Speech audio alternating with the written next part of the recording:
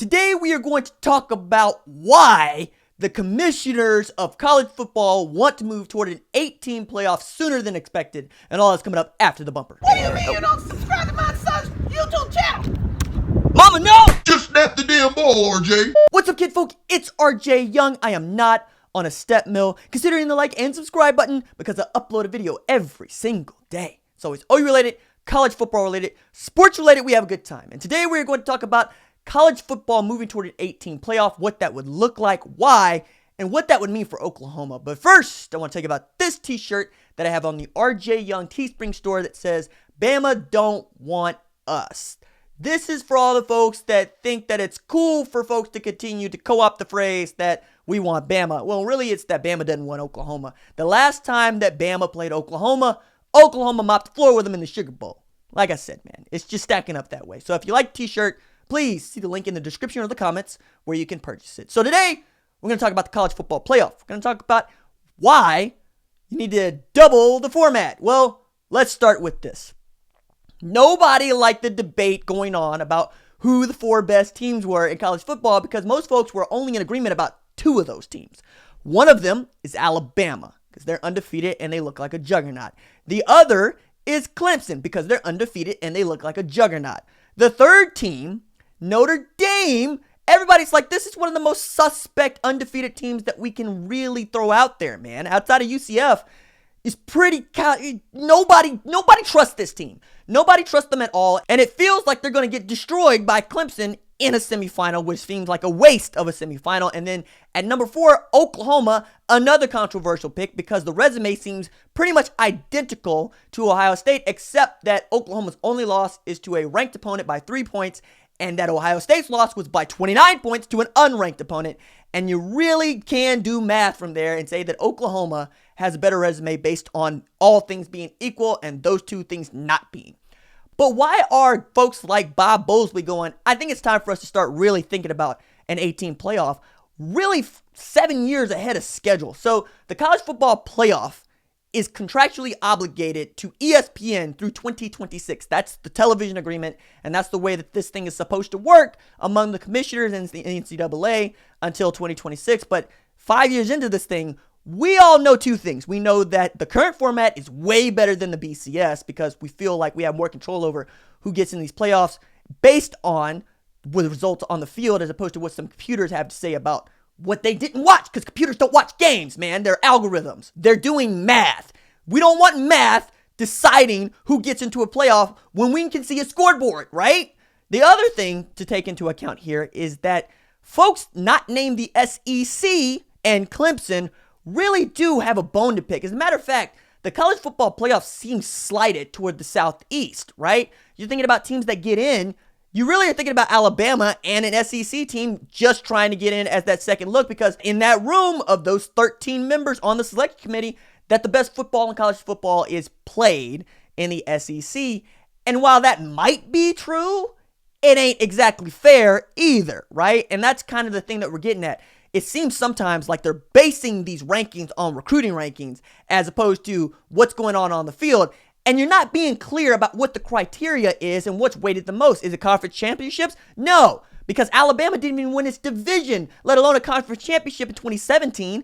And not only did it make the playoff, it ended up winning a national championship. Why shouldn't more teams have an opportunity to take that road to winning a national championship? Why does Alabama get a pass? Because recruiting rankings. Because you look at the team and you say, it's the most talented team based on the talent on the field, not necessarily on the results on the field. Because losing games and not winning championships shouldn't be able to get you into the playoff, and yet it does. We were having a really heated debate about a Georgia team that didn't win a conference championship, had a blowout loss to LSU, and then got beat by Alabama. And yet folks trying to hold that team up as one of the 4 best teams in college football. Well, in an 18 playoff, that team gets in, and it's a 4-5 matchup against Oklahoma if you go to the 18 playoff that is proposed by Chuck Neinas. And the way that that's being proposed is the 8 teams are made up of such.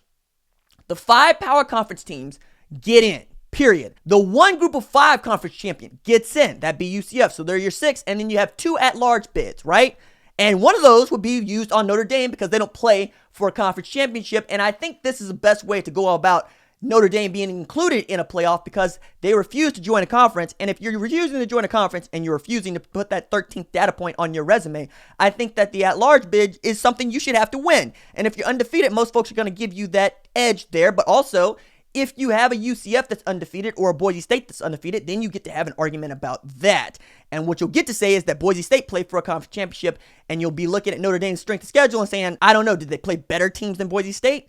And then Notre Dame would have to have that argument like everybody else, and they feel a lot like Oklahoma and Georgia did, where you're on pins and needles because you believe that the case is open and shut, and really that it's not. And that's what you're trying to do with an 8-team playoff. Now, how would this work, right? Once you get those 8 teams in a playoff, the quarterfinal would replace the conference championship game, right? For 2 reasons. One, you'd end the season a little bit earlier and you wouldn't extend it. So the season would end with that weekend following Thanksgiving, and then you start straight up to a quarterfinal and you'd eliminate conference championships altogether. Now, while conference championships make a lot of money and do a lot to say that we have a definitive league champion, what they don't do is get you into the college football playoff, because see Alabama 2017 and see Georgia having an argument about whether or not they should be in with a conference championship. So if we're all going to just be in agreement that conference championships look good on a resume and are nice as a trophy, but we don't actually need to play a championship game to figure out who the conference champion is, then yeah, everybody eliminates conference championship games altogether, and then you make room for a quarterfinal. And I think that is a really good way to go about this. Now, for the Big 12, you added a conference championship game because you thought it was going to help you get into the playoff. And, you got data either way saying that it helps. But if nobody's playing for a conference championship, it can't help or hurt you. And I think that's the way that a lot of folks would like to take it, because folks like the Big 10 really do have a gripe, right? Where you've had the Big 10 miss the college football playoff in each of the last 3 years. And you've had the Pac-12 miss it in 3 of the last 4. Why? They believe there's some bias there. And the current playoff system is tilted toward the SEC. Why is that? Because the folks in the room, number one, seem to believe that, again, the best football in college football is played in the SEC. But more than that, you have teams that have FCS chumps on their resumes for which they're not being penalized. So you got a Florida team that had 2 FCS chumps on its resume that is going to get to play in a New Year's Six Bowl. And you've got an LSU that had a blowout loss to Alabama and 2 losses on its resume that is going to get to play in a New Year's Six Bowl in lieu of a Washington State or a Penn State. These things matter when you're talking about money and you're talking about recruiting and you're talking about national recognition. And the way that this is structured to date, you're giving the SEC points for beating up on each other, and you're not docking it points for scheduling games for which they don't have to put in a win because they believe that their league resume is going to do the work for them. So a team like Oklahoma, right, which doesn't play in a league where everybody's going to be ranked year in and year out, and yet 70% of Big 12 teams made bowl games this year, right?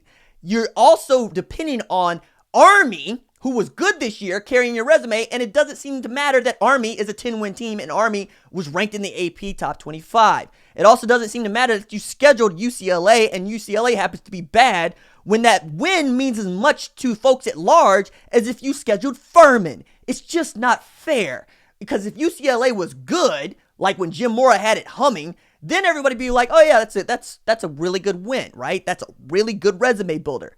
But if you're LSU or you're Alabama or you're Florida, you're not even taking that chance. You're saying, give me Citadel. You're saying, give me the garbage that is FCS. Now, FCS teams are good when they're playing FCS teams. I have tremendous respect for what North Dakota State has been able to do year in and year out. And there are certainly good football programs at the FCS level, like Eastern Washington, for instance. But let's not even joke like FCS teams can hold a candle to most FBS power conference teams. You are ducking and dodging. And an 18 playoff basically says, okay, if you're going to duck and dodge, you're still not going to get assured entry into a playoff for which you only have to win 2 games to win a national championship. Now, with a quarterfinal, you get 8 teams in. You know that 6 of those teams absolutely deserve to be there, and you get to argue about number 7 and number 8. I am a proponent of a 16-team playoff because you get everybody in that has an argument to be in, because the cutoff should be at 3 losses. 3 losses in a season, you're not supposed to be playing for any championship whatsoever, as many games as college football plays, and we're talking about 12, 13 games, right?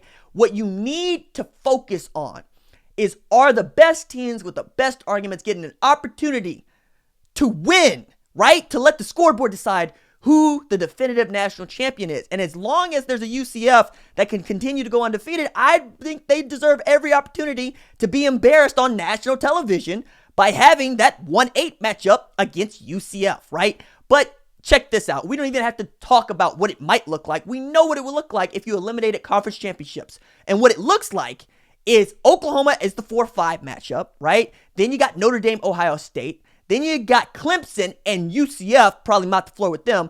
And then you have Alabama and Washington. And nobody would be upset about those 8 teams making the playoff except teams that didn't. So expanded to 16. You don't have to deal with all this other noise that's gonna come with 8. Just jump it, but they're not gonna. But what is nice is that they're having the conversations because they believe we have enough data after 5 years to show, yeah, a 14 playoff was better than the BCS, but you know what's better than 4 teams? 8 teams. All right, that's it for me. Deuces.